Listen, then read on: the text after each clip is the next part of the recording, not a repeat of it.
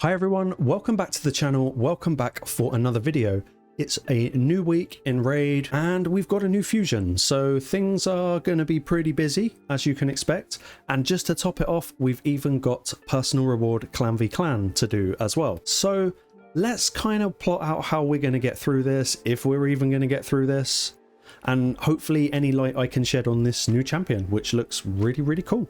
But guys, before we move into that, I'm just letting you know that there is a promo link. It will be written in the comments below this video. If you're a new player, or maybe you want to try the free-to-play life, maybe you just want to recommend this game to a friend, it's going to get you a really cool head start. You're going to start with Elenaril, and as you level up your account, you're going to get your hands on a Fayne, a Tagoar, and an Uugo. And if you want that, just follow these instructions. You'll need to log out of Player and Play on your PC and uninstall the game. Click the link in the description and register with a brand new email address. Launch Raid, complete your tutorial, go to your inbox and claim your first free champion. Like I say, this is a really solid head start in Raid. Do not miss out on these champions. Just click the link in the description below and get your goodies today. So here he is, Kro'khad the Throatripper. It's a attack-based DPS that's magic affinity. We've been waiting for him to show up for quite a long time. If you did the Shayak fusion back in the day, you'll know that his kind of unity that goes alongside other sort of doggo champions, they were just champions you probably wouldn't use. They said we were going to get one. I think most of us forgot about it, but now we do actually have one. And I've got to be really honest, I'm not sold. I want to be sold on a fusion, but I'm not sold. Now, full disclosure, I am going to do this fusion. We are going to get him and we are going to test him. But I spent a lot of time last night watching tons of showcase videos. And whilst he performs absolutely incredibly, I can't help but feel that he is just another DPS.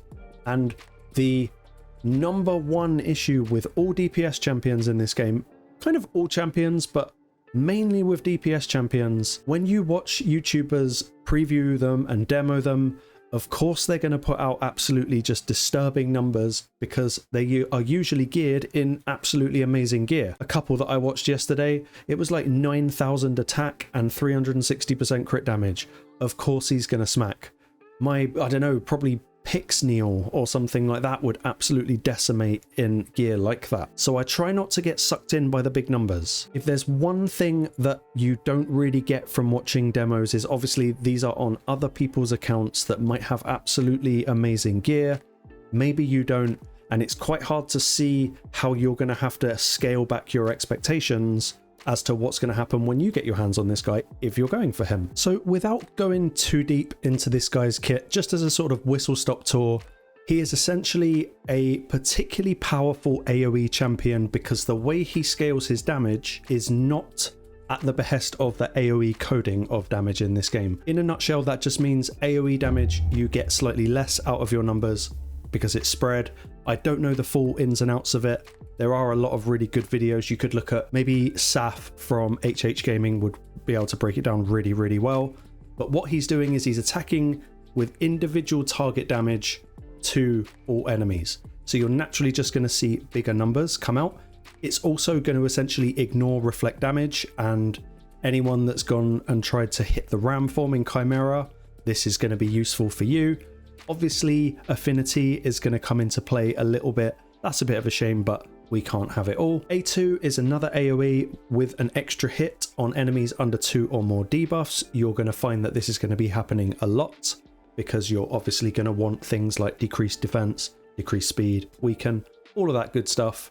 And it's also going to throw out leech and a weaken. This is actually really solid and irresistible if Packmaster is on the team. And finally, a single target repeats the attack if you've got Shayak in your team, and this is just going to ignore things like life barrier and poison cloud. So if you didn't quite get your block buffs out in Hydra, this is really going to save you. And lastly, just got to mention the passive. I see this a little bit like Tholin's passive. There's definitely a parallel to be drawn here. The more he does in the fight, the better he's going to get as the fight progresses. It's pretty simple. Now, I just kind of feel like I need to be really clear about why I'm not super excited about this champion. It's not actually the champion himself. I'm kind of throwing my negative thoughts from other things kind of at this guy, and that's probably a little bit unfair. But What I think's happened over the last couple of months since we got hard faction wars is, how do I kind of say it? I think Plarium have kind of missed a trick.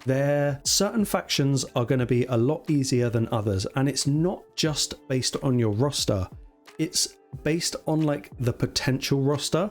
And what I mean by that is, if you look at your progress in faction wars, look, if you're mid and late game, maybe you can relate to this.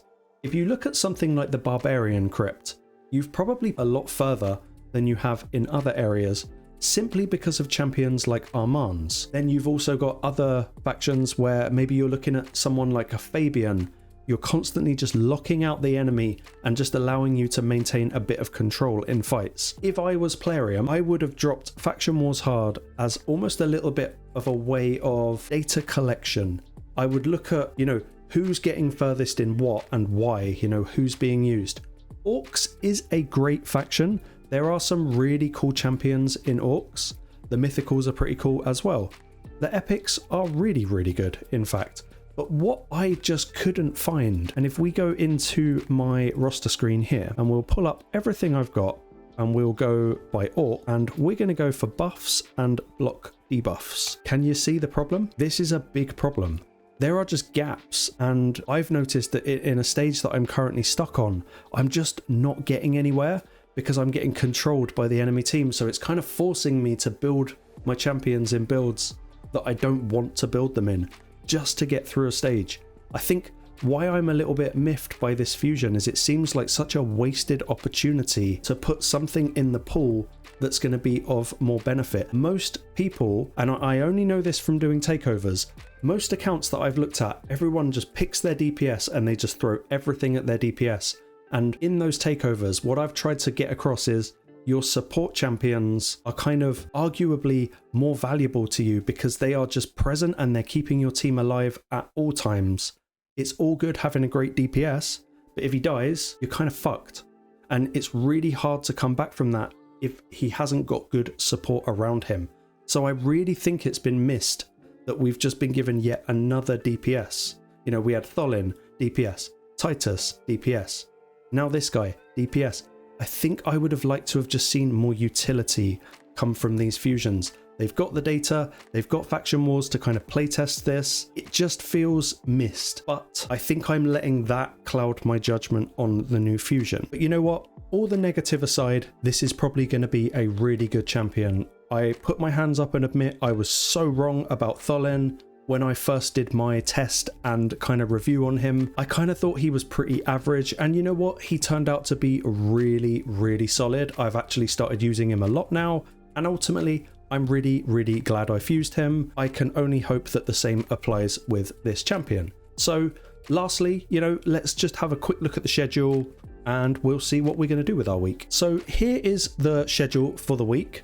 I have just put here in red the personal rewards CVC because I know that's going to be important for a lot of people. As we can see, Monday today has kicked off with the Dragon Tournament. Now there's nothing really alongside the Dragon Tournament until tomorrow where we get Dungeon Divers. You could maybe make a start on champion training. I would probably advise doing whatever you can in the tavern because in my experience, doing Dragon and even the Golem that's coming up probably isn't going to get you 100% completion on the Dungeon Divers tournament or event, sorry. So there is a little bit of leeway, so maybe you could rely on champion training to just run some campaign and get a few extra points that way. With Dragon Tournament, there's a bit of double dip potential, just run sort of like a food team. It's going to be slower, but it's going to allow you to kind of essentially kill two birds with one stone. Like I say, you've got the Ice Golem crossover. It's not a lot. You could maybe play the end here with the beginning of Dungeon Divers over here. That's also another option, but it is kind of going to be helped by the fact that Chaos Awakes is coming to an end. I'm going to want to throw as much as I can at the event dungeon just to get as much pinpoint as possible. It's powerful enough to think that might be a better use of my time. And I like it when this is going on because it just means you can top up without kind of needlessly wasting energy on just points rather than something that's actually going to benefit you. The rest of the fusion is pretty self-explanatory. You've got a bit of spider crossover with Dungeon Divers 2 as well as 3, and then obviously Fire Knight sits right over Dungeon Divers 3 anyway. So just what I'm getting from looking at this is it's going to be quite a heavy energy fusion. But yeah, that's it. It's a busy week. But, you know, do yourself a favor and take today off. Where you can double and triple dip your events, that's the way to go. And I'm still on the fence about this fusion. I just kind of, I mean, I know I'm doing it, but as it stands at the moment, I would rather keep all of my resources than have him. I'm happy with my Hydra teams. I'm happy with my Chimera teams. So the pull towards this guy is less, but you never know. I'm really hoping that I'll be proved wrong, just like I was with Tholin, and that actually this guy will be great. So it's up to you now, guys. Are you going to do this fusion or not? Let me know in the comments. Please like and subscribe, and I'll see you on the next one.